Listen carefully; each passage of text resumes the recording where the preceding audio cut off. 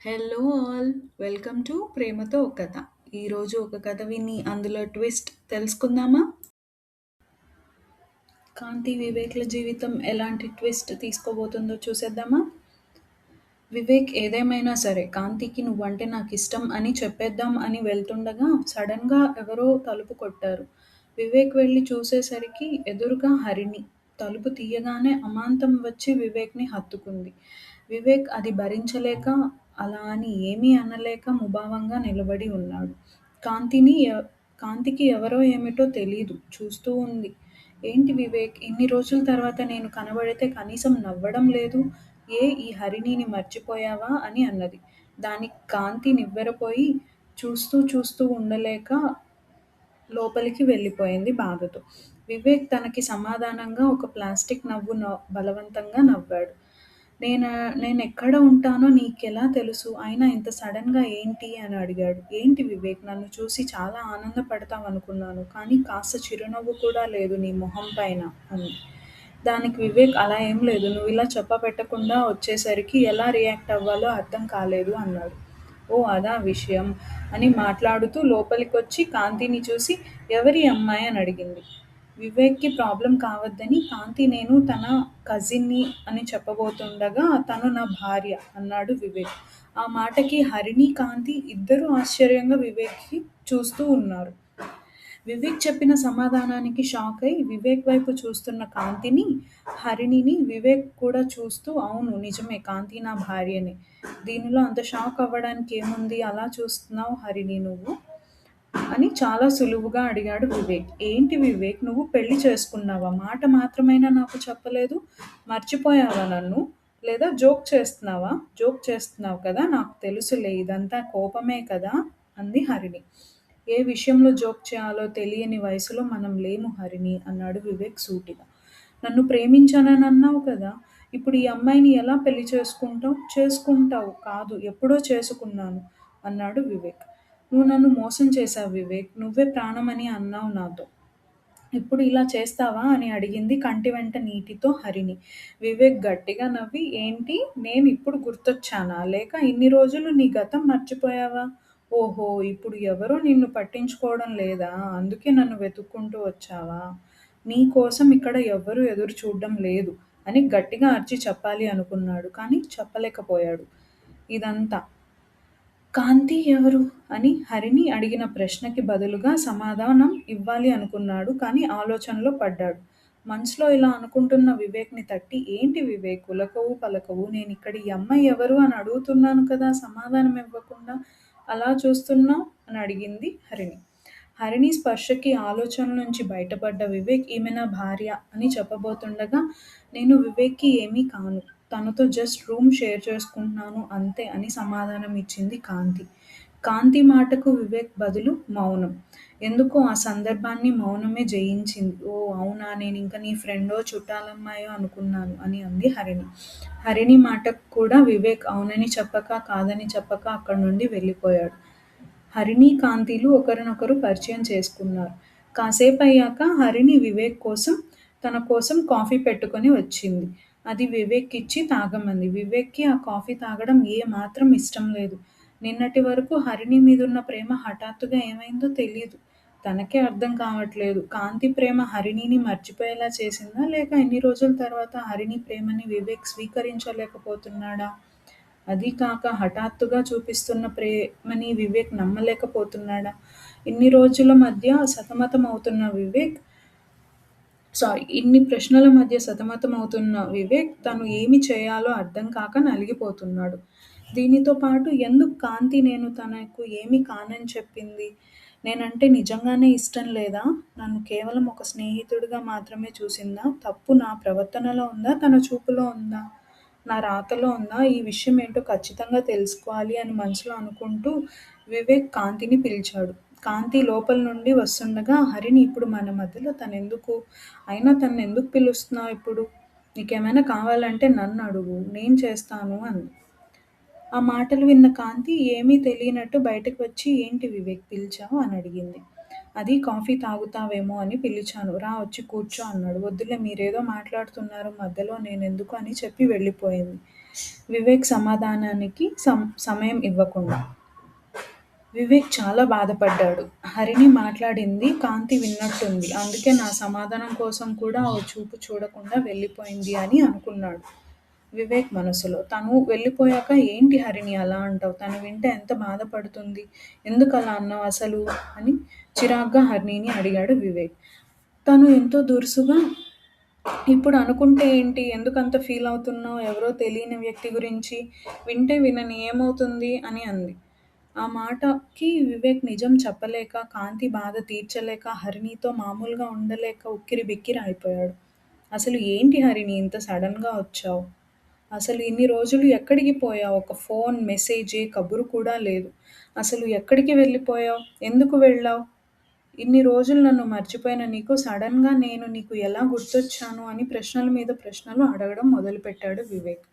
ఏంటి వివేక్, నేను రావడం నీకు ఇష్టం లేదా? అలా అంటున్నావు. లేదా నీ జీవితంలోకి మరో అమ్మాయి వచ్చిందా? లేదు లేదు, రాదు.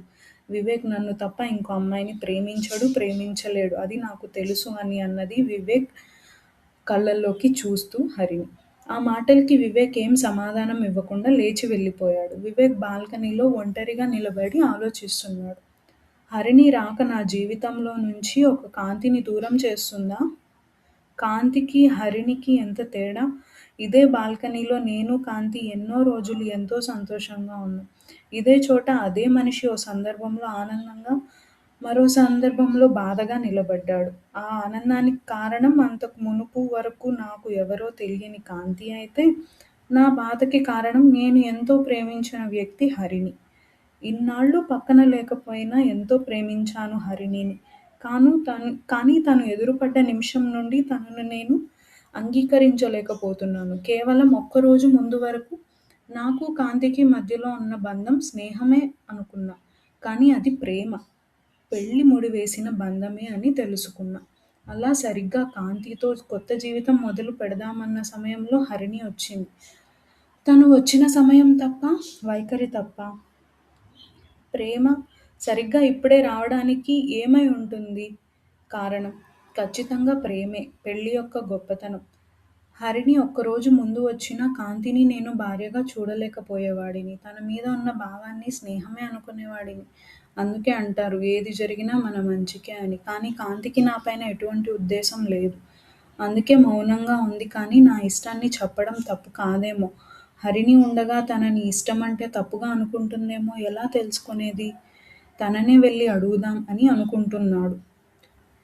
కాంతి అని వెనకల నుంచి పిలిచాడు వివేక్. చెమ్మగిల్లిన కళ్ళని తుడుచుకుంటూ వెనక్కి తిరిగింది కాంతి. కాంతి, నీకొక విషయం చెప్పాలి. నీ కళ్ళలోకి చూస్తూ నేను చెప్పలేను అని తలదించుకుని చెప్తున్న వివేక్ ప్రేమ భావాన్ని కాంతి తప్పుగా హరిణి గురించి నాతో చెప్పలేకపోతున్నాడేమో అనే అపరాధ భావం అనుకుంది.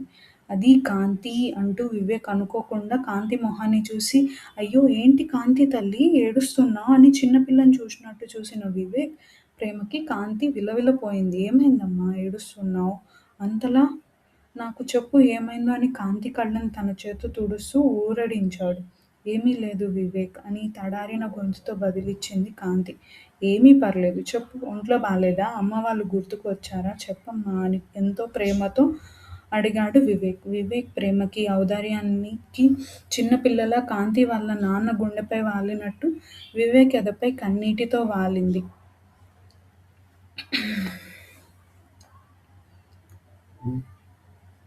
అలా తన గుండెపై వాలి ఏడుస్తున్న కాంతిని వివేక్ తన చేత్తో తల నిమిరి ఏమైంది? ఎందుకు ఏడుస్తున్నావు కాంతి? చెప్పు నాతో అని అడుగుతున్నాడు. కాంతికి అసలు ఏమీ అర్థం కావట్లేదు. వివేక్ ఇంత గట్టిగా హత్తుకొని గట్టిగా ఏడుస్తుంది.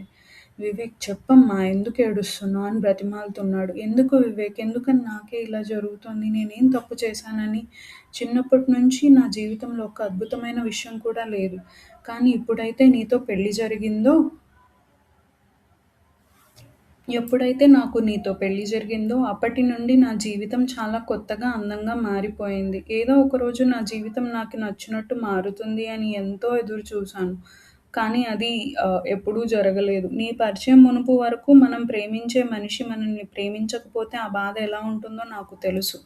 వాళ్ళ దృష్టిలో మనం వాళ్ళకేమీ కాకపోయినా వాళ్ళే మన ప్రపంచం అవుతారు మనకి. జీవితంలో అన్నిటికంటే దౌర్భాగ్య విషయం ఏదైనా ఉంది అంటే అది మనకి ఎవ్వరూ అర్థం చేసుకోకపోవడం, తిరిగి ప్రేమించకపోవడం. నిన్ను ప్రేమిస్తున్నాను అని ఒకరు తాపత్రయపడుతూ ఉంటే మరొకరికి అది చులకనగా కనిపిస్తుంది. వాళ్ళకి ఏ మాత్రం అర్థం కాదు. ఊహించను కూడా ఊహించలేరు కూడా. వాళ్ళ జీవితంలో వాళ్ళ ప్రాముఖ్యత ఎంత ఉంటుందో. నా జీవితంలో కూడా ఒక ఆశ ఉంది వివేక్. ఏంటి అంటే ఒక అబ్బాయి నన్ను మనస్ఫూర్తిగా ప్రేమిస్తున్నాను అని చెప్పడం. ఆ మాట అందరికీ చిన్నదిగా ఉండొచ్చు. కానీ దాని విలువ నాకు తెలుసు. నాకు ఉంటుంది కదా! నన్ను ఎవరో ప్రేమించాలని, ఒకరి జీవితంలో నేనొక ముఖ్యమైన మనిషిని అయ్యుండాలి అని, మన కోసం ఏమైనా చేయాలని, చిన్న చిన్న విషయాల్లో కూడా ప్రేమ పొందాలని నాకు ఉంటుంది కదా!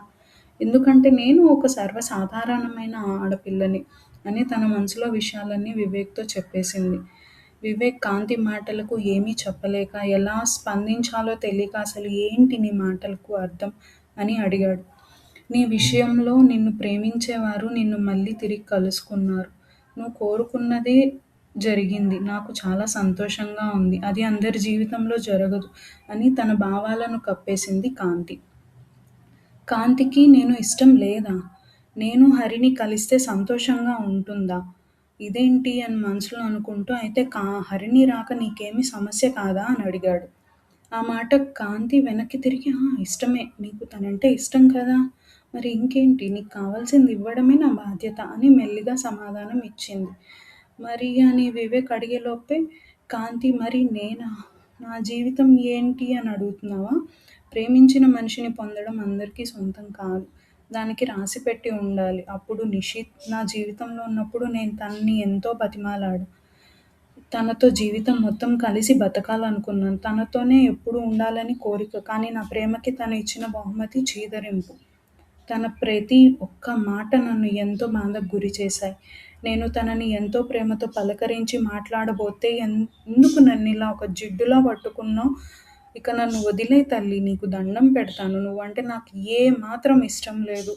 ఇంక నా జీవితంలో ఉండొద్దు ప్లీజ్ అని అన్న మాటలు నేను ఎప్పటికీ మర్చిపోలేను. నేనేం తప్పు చేశానో అప్పుడు నాకు తెలీదు. నిజాలు నిజానికి అసలు తన ప్రాబ్లమ్ ఏంటో నాకు అర్థం కాలేదు. తనని ప్రేమించలేక, తనకు ఎదురు పడలేక ఎంత బాధపడేదాన్నో నాకు తెలుసు.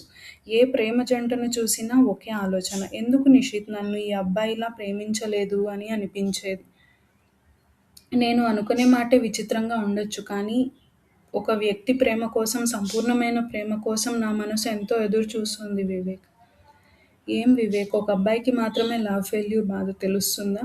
అమ్మాయి బాధకి అసలు గుర్తింపే లేదు కదా ప్రపంచంలో. అవునులే, ఆడదాని కన్నీరు గుర్తించిన వారైతే తన కన్నీరుకి తిరిగి కారణం ఎందుకు అవుతారు?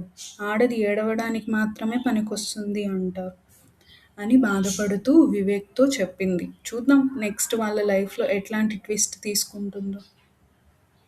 వీళ్ళు ఇలా మాట్లాడుతుండగా హరిణి మధ్యలోకి వచ్చి, "ఏంటి వివేక్, ఏం మాట్లాడుతున్నావు ఇక్కడ ఈమెతో ఇంతసేపు" అని అడిగింది.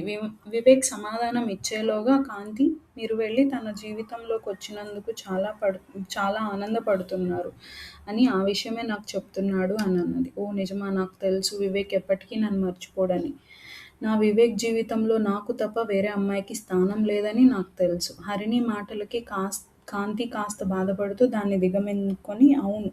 మీకు తప్ప ఇంకెవరికీ వివేక్ జీవితంలో స్థానం లేదు" అని బదులిచ్చింది.